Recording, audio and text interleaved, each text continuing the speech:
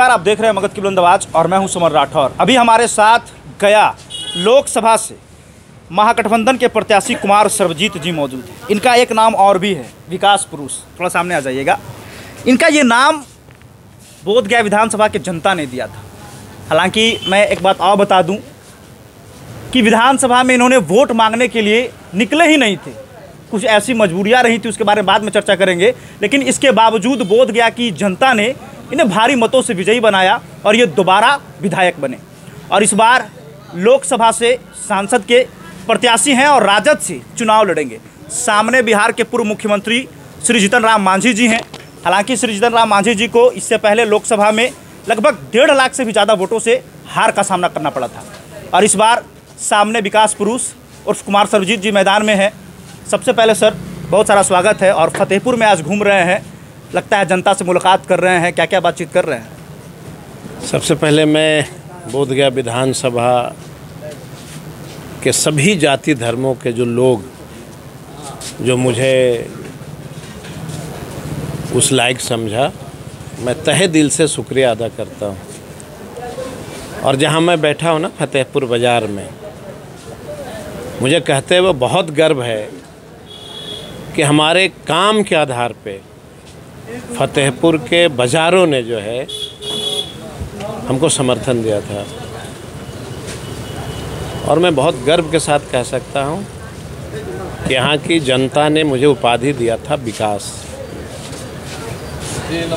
नाम था सर्वजीत और उपाधि दिया था विकास। और मेरे पार्टी ने और मेरे गया जिला के जनता ने अपार प्यार मोहब्बत देकर के फिर से हमें लोकसभा भेजने की तैयारी किया है। और मैं जब जाता हूं दूसरे विधानसभा में तो एक लोग सवाल पूछते हैं कि वोट तो हम आपको देंगे, लेकिन बोधगया के तरह, फतेहपुर के तरह हमारे के यहाँ भी काम कर दीजिएगा ना। मोहनपुर घूम रहे थे, बाराचट्टी घूम रहे थे, आमस थे, सरघाटी थे, बेला थे, सब लोगों ने यही सवाल किया। जो नहीं पहचानते थे उन्होंने कहा कि आप तो सर्वजीत हैं ना। हमने बोला हाँ। बोला वोट तो इस बार आपको दें। तो ये अपार समर्थन और जो प्यार है ना, ये एक एनर्जी देती है काम करने का। और मैं गया जिला के सभी जाति धर्मों को सैल्यूट करता हूँ कि मेरे राजनीतिक जीवन में कभी किसी ने अंगुली नहीं उठाया। ये मेरी राजनीतिक जीवन की सबसे बड़ी सफलता है। ना कोई व्यापारी, ना कोई किसान, ना कोई जनता हमारे ऊपर कोई आरोप नहीं लगाता है। इससे बड़ा सौभाग्य और मेरे लिए क्या हो सकता है। जब आप कृषि मंत्री रहे तो नायक फिल्म की भूमिका में रहे, बिना बताए छापा मारने के लिए चल जाते थे। बड़ा वीडियो वायरल हुआ आपका। लोग कहते थे अरे कुमार सर्वजीत जी तो अनिल कपूर का भूमिका निभा रहे हैं, फिल्म वाला, बिना बताए छापेमारी करते हैं। ये हमने नहीं किया था, ये शक्ति हमारे जनता ने दी थी। और जनता जब शक्ति देती है ना तो हर काम आसान हो जाता है। जनता की ही शक्ति थी कि पूरे इलाके को हमने खूबसूरत बनाया। और वही नहीं, हमने यहाँ कमिटमेंट किया था कि हम आपके लिए अच्छा काम करेंगे। जब मुझे मौका मिला 17 महीने का, तो गुरपा को मैंने अंतर्राष्ट्रीय पर्यटक स्थल में तब्दील कर दिया और थाना बनाया कि लोग सुरक्षित रहे। 20 करोड़ रुपया हमने दिया गुरपा को। अब एक बार मैं घूम रहा था गुरपा में, लोगों ने कहा कि बिजली की बड़ी दिक्कत होती है। हमने कहा बिजली की दिक्कत होती है तो क्या करना चाहिए? बोला वोल्टेज कम रहता है। हमने कहा कि नया ग्रिड बनाएंगे, नया ग्रिड में काम लगा। हमने कहा कि देश में पहली बार हम एक ऐसा चीज़ का निर्माण करेंगे जहाँ पे किसानों को खुशहाली मिलेगी। और फतेहपुर और करियातपुर के बीच में 350 करोड़ का हमने सेंटर ऑफ एक्सीलेंस दिया 52 एकड़ में। बाराचट्टी में हमने दिया 25 एकड़ में। हमने कहा कि जनता की ये ताकत है और ये काम करने की ताकत है, हम काम करेंगे। गया लोकसभा की ऐसी क्या क्या समस्या है जो इससे पहले वाले सांसद नहीं कर पाए? इससे पहले वाले बीजेपी के सांसद रहे चाहे एनडीए के कोई कई सांसद रहे जो नहीं कर पाए, वो क्या करेंगे? अब क्या है, लगता है सबसे बड़ी चीज़ है कि गया विश्व विख्यात, हिंदू धर्म के लिए विष्णुपद, बौद्ध धर्म के लिए बोध गया, और हज की भी तैयारी, गया एयरपोर्ट से हज की तैयारी। बहुत सारे इतिहास हैं। गया एयरपोर्ट के निर्माण के लिए हमने कई लड़ाई लड़ा था। सेंट्रल जो कॉलेज आना था, यूनिवर्सिटी, उसके लिए हम लोगों ने लड़ाई लड़ी थी। बहुत सारे इतिहास जुड़े हैं। लेकिन अभी जो है, ये सबसे मुख्य चीज़ जो होता है वो लोगों को सुविधा चाहिए। आप देखे होंगे गया कहराते रहती है जाम से, कनेक्टिविटी नहीं कोई दे सका। गया शहर को पाटने के लिए, जाम से छुटकारा के लिए रणनीति बननी चाहिए। नहीं किया किसी ने। हम गए मोहनपुर 12 चट्टी, हमने जो देखा तो मुझे लगा कि अगर जनता ने मुझे मौका दिया तो मैं ज़रूर इसके लिए काम करूँगा। और मैं आपको वचन देता हूँ कि मुझे जनता ज़रूर ताकत देगी और मैं फिर से ऐतिहासिक काम करूँगा। श्री जीतन राम मांझी कैसे मुख्यमंत्री रहे और कैसे नेता हैं, ये हम आपसे जानना चाहते हैं। वो कैसे मुख्यमंत्री और कैसे नेता हैं ये मैं नहीं कह सकता हूँ, लेकिन मेरे अभिभावक हैं, मैं ये कह सकता हूँ। तो गार्जियन से लड़ जाइएगा? मेरे पिता तुल्य हैं, ये मैं कह सकता हूँ। लड़िएगा ना पिता तुल्य से? इतिहास गवाह है, जब बाप और बेटे की लड़ाई होती है तो हमेशा बेटा विजय होता है, क्योंकि बाप दयालु होते हैं। क्या बात? पिता हमेशा दयालु होता है। और अगर बाप और बेटे की लड़ाई होगी तो विजय हमेशा बेटे की होती है। क्या बात है ना। अच्छा, एक सवाल और हम करना चाहेंगे कि बड़ा सवाल उठ रहा है, लोग भी सवाल करते हैं, सांसद, मंत्री, विधायक बड़ा पेंशन लेते हैं आप लोग, सरकारी कर्मचारी का पेंशन बंद हो गया, अब आप लोग का पेंशन बढ़ रहा है। आप सांसद बनिएगा तो मांग उठाइएगा कि सांसद, एमपी, एमएलए सबका पेंशन बंद होना चाहिए। बंद होना चाहिए कि नहीं? ये हम ही नहीं उठाए हैं। आप उठाए हैं क्या? हमारे दल के नेता ने कहा कि सभी को पेंशन मिलना चाहिए। 60 साल नौकरी करते हैं, नेता जनता का सेवक होता है, कड़ी मेहनत करता है। विकास में नेताओं के अलावा किसी का योगदान होता है क्या? नेता जमीन तक जाते हैं और अपनी बात सदन के माध्यम से सरकार को अवगत कराते हैं। भ्रष्टाचार भी तो ज़्यादा नेता ही करते हैं। यही तो विडंबना है कि लोग नेता को भ्रष्टाचारी समझते हैं। सब नेता शुद्ध होते हैं। अगर मैं पोल खोलूँगा तो बेचारे नेता उसका 0% भी नहीं होंगे। नेता सब ईमानदार होते हैं, मैं तो दावे के साथ कह सकता हूँ। हाँ, समय आएगा, कौन भ्रष्टाचारी है। हमको लोग बोलते थे कि राष्ट्रीय जनता दल सबसे ज़्यादा भ्रष्टाचार, ठीक। और जब सुप्रीम कोर्ट का निर्णय आया तो खाते में जब जांच हुई तो सबसे ज़्यादा पैसा किसके पार्टी के पास था? बीजेपी था ना। ये पैसा किसका था? जनता का था या नेता का था? जब पैसा जनता का था तो इतने अरबों रुपया आप चंदा क्यों लिए? ये जनता के काम के लिए। अगर मेरे दल के पास इतने पैसे होते तो निश्चित तौर पे मैं तेजस्वी यादव को कहकर उस पैसे का जनता का विकास कराता। एक सवाल और है, आपने हमसे एक बार बाइट में कहा था कि विधानसभा बोधगया में जो भी सड़कें बची हैं उसे बना दिया जाएगा, और जब तक नहीं बनेगा तब तक हम वोट मांगने नहीं आएंगे। सड़क तो नहीं बनी विधायक जी, अब वोट मांगने भी आ गए हैं आप, जनता जवाब देगी, क्या जवाब देंगे आप? बहुत अच्छा प्रश्न किया आपने। हमारे के यहाँ टोटल 17 सड़कें जो हैं बची हुई थी। मात्र 17 सड़कें? और हमारे मोबाइल में वो है, तेजस्वी जी के रीजन में जो मैंने सड़कें सेंक्शन कराए वो मेरे मोबाइल में है। हम आपको आग्रह करेंगे कि मैं जो ट्रांसफ़र करूंगा इसको सार्वजनिक कर दूँ। मैंने किया भी है, पहले आपने साथ किया था मुझे। मैं सार्वजनिक कर देना चाहता हूं, सार्वजनिक कर देना चाहिए। हमारी यही इच्छा हमेशा होती है कि अगर कोई जनता के मन में कोई मामला आता है तो उसको बता देना चाहिए। बेचारे भोले भाले जनता बहुत सारी चीज़ नहीं जान पाते हैं, और हमारी इच्छा होती है कि जनता देखिए आपसे कुछ मांगता नहीं है। सड़क, बिजली, पानी, नहर, आहार, पोखर। हम आपको चुनौती देते हैं कि बोधगया विधानसभा में जितने नहर, आहार, तालाब की सफाई हुई है गया जिला के किसी विधानसभा को सामने रख दीजिए, अगर होगा तो फिर मैं आपको दोहराता हूँ, वोट नहीं मांगूंगा। अच्छा, जीतन राम मांझी नामांकन से पहले जा रहे हैं अयोध्या श्री राम जी का आशीर्वाद लेने के लिए। कुमार सर्वजीत जी के लिए श्री राम जी का आशीर्वाद कितना मायने रखता है? देखिए, मैं जहाँ से चुनाव जीतता हूँ मेरे लिए यही जय श्री राम है। जनता ही मेरा राम है, जनता ही मेरा भगवान है। और मैं संडेश्वर में कमिटमेंट किया था कि अयोध्या के तरह संडेश्वर का मंदिर का निर्माण करूँगा। कितने लोग आए गए, भगवान भोलेनाथ से झूठ बोला, ईश्वर से भी लोग झूठ बोलते हैं।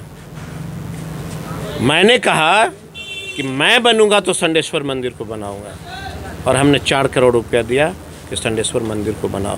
ये गरीब लोगों के लिए अयोध्या जरूरी है कि संडेश्वर मंदिर जरूरी है। ये बेचारे गरीब अयोध्या जा सकेंगे क्या? तो हमने अयोध्या का दूसरा रूप दिया फतेहपुर में कि संडेश्वर मंदिर बनेगा, भगवान बुद्ध की मंदिर बनेंगी। और मैंने तो कहा भी है लोगों से कि हमारे नेता तेजस्वी जी देश का सबसे बड़ा मंदिर का निर्माण करेंगे। मैं आपको बता देता हूँ आज। कब मुख्यमंत्री बनेंगे तब? यही तो फिर मुसीबत है ना। जिस दिन गाँव के विद्या की मंदिर का निर्माण कर लेंगे, जिस दिन नौजवानों को रोजगार दे देंगे, जिस दिन गरीबी हटाएंगे, उस दिन देश का सबसे बड़ा भव्य मंदिर, मस्जिद, गिरजा सबका एक साथ अगर निर्माण नहीं किया तो आप बता देना। अच्छा, मोदी जी का 10 साल कार्यकाल रहा। चलिए, हम कुछ नहीं पूछेंगे, मोदी जी का 4 बेहतर काम आप बताइए। हम चूँकि राष्ट्रीय जनता दल के उम्मीदवार हैं, हाँ। हम अगर कोई उनका बेहतर काम बता देंगे तो प्रधानमंत्री आपका नहीं है। लोग थोड़ा गलत तरीके से कहेंगे, लेकिन जहाँ तक मुझे याद है कि बोकारो स्टील प्लांट जो था ना, वो मोदी जी ने बना दिया। टाटा बिरला, टाटा जमशेदपुर में है, वो मोदी जी ने ही बनाया। और गया जिला में देश का सबसे बड़े इंडस्ट्री का निर्माण हो गया। बिहार में गुजरात के तर्ज पे हर जिले में बड़ी बड़ी इंडस्ट्री लग गई। ये मोदी जी का काम है। ये मैं कहाँ कहता हूँ कि उन्होंने काम नहीं किया। कांग्रेस के ज़माने में बोकारो स्टील प्लांट था क्या? अब हम कैसे बताएं भाई? अब लोग तो यही कहते हैं, जो अंधभक्त है यही बोलते हैं कि बोकारो स्टील प्लांट भी मोदी जी ने बना दिया, टाटा बिरला भी वही ला दिए। समझ गए? इतना आयुष्मान कार्ड बन रहा है, फ्री में अनाज मिल रहा है, किसान सम्मान निधि योजना मिल रहा है, क्या इस पर कहना चाहेंगे आप? हम फ्री अनाज के विरोधी नहीं हैं, लेकिन अगर आपने काम किया तो देश के 80 करोड़ 85 करोड़ अनाज क्यों ले रहे हैं? ये सवाल है ना। बिल्कुल। कि अगर देश तरक्की करेगी तो देश की इतनी बड़ी आबादी को अनाज क्यों दी जा रही है, रोजगार क्यों नहीं दी जा रही है? अगर अनाज देने में आप सक्षम हैं तो रोजगार देने में सक्षम क्यों नहीं? सवाल तो यह है ना गंभीर। बिल्कुल। देखिए, एक सवाल और है। लोग कहते हैं कि पढ़ा लिखा नेता चुनना चाहिए। कुमार सर्वजीत के बारे में चर्चा होता है कि काफ़ी पढ़े लिखे हैं। आज आप थोड़ा पब्लिश करिए कि आपकी क्वालिफिकेशन क्या है। अगर फिर से ये बताना पड़े तो बड़ा दुर्भाग्य है, लेकिन हम जो है बोध गया के जगन्नाथ मंदिर में एक स्कूल हुआ करता था। बचपन की मेरी पढ़ाई बोध गया के जगन्नाथ मंदिर में एक बकरौर गांव के शिक्षक होते थे, मैं बोड़ा लेके जाता था वहाँ पढ़ने। उसके बाद मैट्रिक पास किया, गया कॉलेज से हमने आईएससी की शिक्षा ग्रहण की। उसके बाद जो है हम बीआईटी मिश्रा से इंजीनियरिंग करने चले गए। लेकिन कुदरत को जो मंजूर होता है वही होता है। डिग्री लिया तो उसको लेमिनेशन करा के रखना पड़ा, हुआ कि जनता की सेवा करिए। तो मेरी कोशिश रही कि सेवा करो, और मैंने सेवा किया। और एक और बात बता देता हूँ कि अगर फतेहपुर की जनता ने, गया जिला के जनता ने अगर मुझे सांसद भेज दिया तो हमारे किसी परिवार का कोई व्यक्ति यहाँ से एमएलए का चुनाव नहीं लड़ेगा। ये लिख लेना आप। आज मैं बता देता हूँ, मेरे कोई परिवार के नहीं लड़ेंगे, कोई गरीब का बेटा ही लड़ेगा यहाँ से। अच्छा, तो आप सांसद में भी गरीब का बेटा को लड़वा सकते थे, काहे आप आ गए? तो हमको आपको कोई इंडस्ट्री के मालिक दिखते हैं क्या? अब तो मालिक बनिए ना गए आप। अब तो मालिक बनिए ना गए आप। हम कोई फैक्ट्री के मालिक तो नहीं दिख रहे हैं आपको। उतना गरीबी तो नहीं दिख रहा है हमको। मतलब क्या चाहते हैं आप? कोई दलित का बेटा पढ़ा लिखा हो जाए, अच्छा कपड़ा पहने तो हम अमीर हो गए? एक सवाल हमारा आपसे, अगर कोई दलित मुख्यमंत्री बन जाए, प्रधानमंत्री बन जाए, राष्ट्रपति बन जाए, तब भी आप लोग दलित दलित रटते रहते हैं। और एक फॉरवर्ड अगर भीख भी मांगता है तो कहते हैं कि वो फॉरवर्ड है, बड़ा आदमी हो सकता है। ये हर बार ये चीज क्यों होती है? भाई ये बड़ी विडम्बना है। सर्वजीत ने और सर्वजीत के पार्टी ने कभी जाति और शब्द का सूचक प्रयोग नहीं किया। जितना मेरे लिए दलित का भाई है अपना, उतना ही लिए मेरे समर भी है भाई। और मैं गरीब के घर, मुसर के घर में उसी तरीके से खाता हूँ जिस तरीके से आपके घर में खाता हूँ। इसी पर एक मेरे लिए कोई जाति और धर्म नहीं, मेरे लिए सिर्फ एक जनता। और एक चीज़ याद रखिएगा, मैं हमेशा लोगों को ललकारता हूँ कि इस देश के किसी कोने से एक मिट्टी ले आओ और उस मिट्टी को पूरे देश में उसको दो टेस्ट करने के लिए कि उस मिट्टी में से कोई गरीब का, अमीर का, कोई हिंदू का, मुसलमान का खुशबू आता है क्या? सिर्फ हिंदुस्तान की खुशबू आती है उसमें। जब हिंदुस्तान की खुशबू आएगी मिट्टी से, तो ये अधिकार किसने दिया हिंदू और मुसलमान करने का, अगड़ा और पिछड़ा बोलने का? किसने दिया? ये बेईमान लोग हैं जो इस तरह से सत्ता का सुख भोगने के लिए कभी अगड़ा और पिछड़ा, कभी दलित महादलित। एक तरफ दलित महादलित और फॉरवर्ड का जाति का बात नहीं करते, दूसरी तरफ आपकी सरकार जातीय जनगणना करवाती है, क्या मकसद? बहुत अच्छा प्रश्न आपने किया, बहुत अच्छा प्रश्न किया। जातीय जनगणना जब हो रही थी तो लोगों ने कहा कि अपना वोट पहचान कर रहा है, और जब उसको स्टडी करेंगे आप, उसमें जो इतिहास रच के आई कि ऊंची जाति के लोग भी गरीब थे, उसमें भी लोग जो हैं मकानहीन थे, गरीब भी गरीब था। और जब आंकड़े आ गए तो सरकार ने निर्णय लिया कि चाहे ऊंची जाति के लोग हों, चाहे पिछड़ी जाति के लोग हों, दलित हो, सबके लिए नई सिरे से योजना बनेगी। और जो व्यक्ति के पास मकान नहीं है, चाहे किसी जाति धर्म के लोग का होगा, उसको मिलेगा। अभी तक केंद्र सरकार की पॉलिसी क्या थी? यही थी ना, दलित है तो मकान दे दो।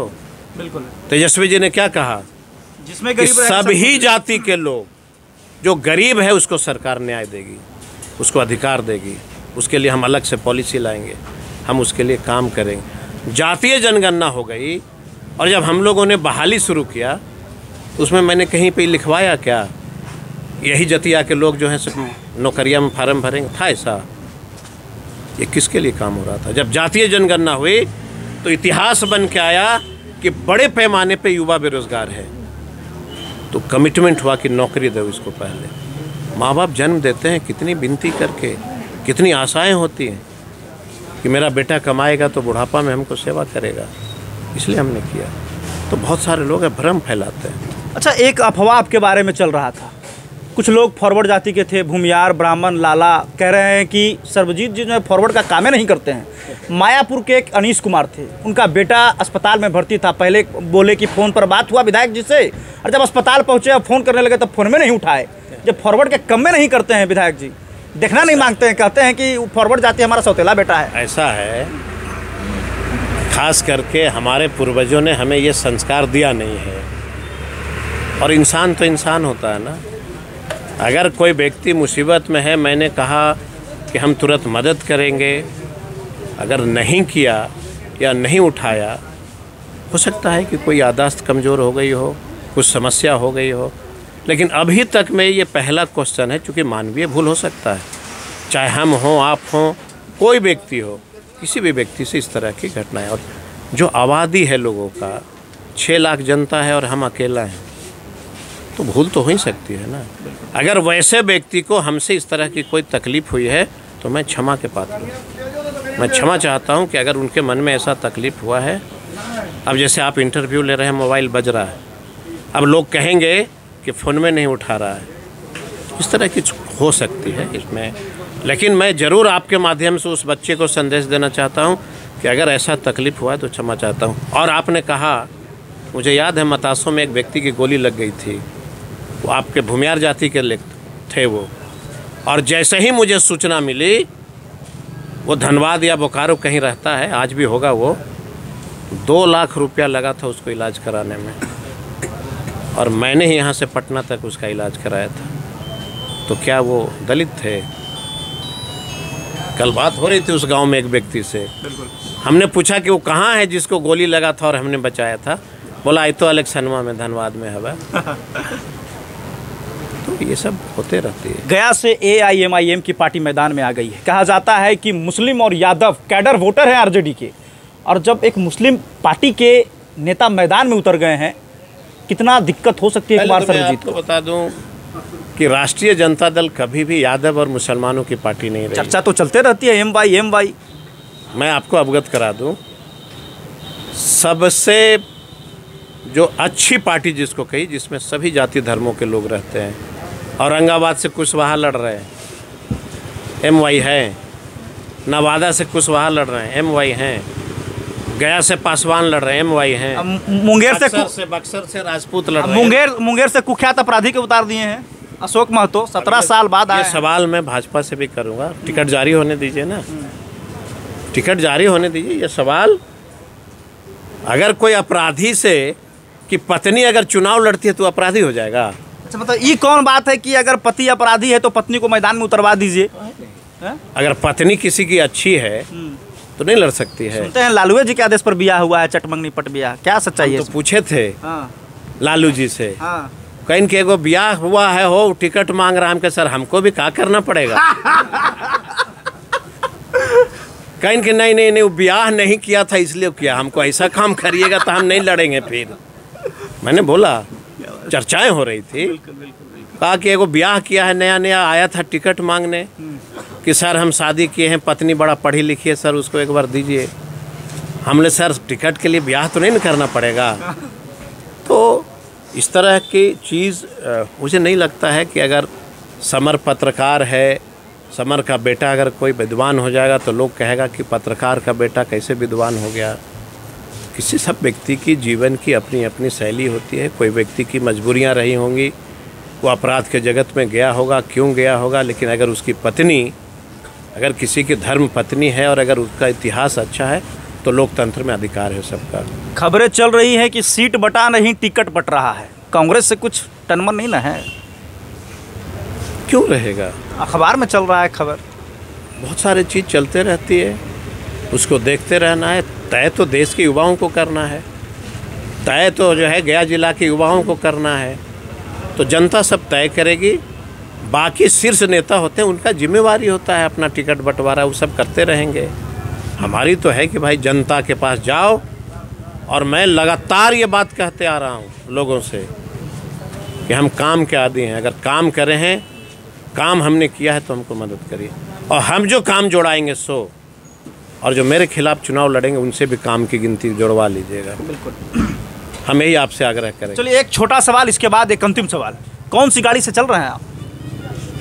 6ठा साल हो गया, सफारी है, बैंक से कर्ज लेके लिया था। जितने के बाद मर्सिडीज, ऑडी, BMW नहीं खरीद लीजिएगा? 2010 से आपके साथ में है। स्कॉर्पियो भी देख रहे हैं और एगो सफारी देख रहे हैं। नहीं, एक ही गाड़ी रहता है मेरे पास। पहले लगा स्कॉर्पियो भी था आपके पास? स्कॉर्पियो जब था उसको बेचा, उससे जो पैसा मिला बैंक से लोन लिया, फिर सफारी लिए। सांसद बनने के बाद? और जब चुनाव जीते उसके पहले भी यही सफारी था, और सांसद बनने के बाद यही सफारी रहेगा, एक फॉर्चूनर आएगा। अगर इसका कोई अच्छा दाम ले लेगा तो बेच के फिर बैंक से लोन लेके एक और फॉर्चूनर ले लेंगे। अच्छा, सफारी लीजिएगा? फॉर्चूनर पे मैं चढ़ता नहीं हूँ, क्योंकि मैं जानता हूँ कि हमारी ज़मीन पे हमारी कितनी ताकत है और हम उसको चला पाएंगे कि नहीं चला पाएंगे। क्या बात। और मैं बहुत शौकीन भी नहीं हूँ। आप जब बोधगया में देखिएगा, मंत्री थे तब, अब भी सुबह 6 बजे से 10 बजे तक हम आपको एक स्कूटी से चौराहे पे मिल जाएंगे। तो चूँकि मेरा वो घर है, हम वहाँ रहते हैं, तो हम बिना लाभ लश्कर के चले जाते हैं। अभी भी आप मोटरसाइकिल पे हमको बैठा लीजिए, जहाँ कहिएगा हम वहाँ चलने के लिए तैयार रहेंगे। चलिए अब एक अंतिम सवाल। गया लोकसभा की तमाम जनता से कुमार सर्वजीत क्या अपील करेंगे? हमें किस अधिकार से वोट मांगेंगे? पूरा गया आपको देख रहा है। हम गया जिला के तमाम जाति धर्मों से अपील करेंगे कि अभी तक कई वर्षों से आप देखा है गया जिला को, एक बार हमको मौका मिलना चाहिए। नौजवानों से अपील रहेगा कि 28 तारीख को हमारा नॉमिनेशन है गया कॉलेज के खेल परिसर में। गया जिला के सभी जाति धर्मों के लोग आएं और हमें आशीर्वाद दें, और हम कमिटमेंट जो अगर करेंगे, आपको भी समर भाई पता है कि मैंने फतेहपुर में कमिटमेंट किया था बोधगया विधानसभा में कि काम करेंगे तभी आपके पास आएंगे, और तभी मैं आता हूँ।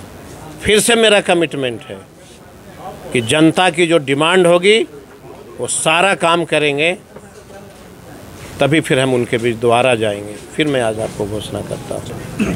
चलिए, बहुत बहुत धन्यवाद। ये देखिए, महागठबंधन के उम्मीदवार कुमार सुरजीत मेरे सारे सवालों का बेहतर तरीके से जवाब दिया।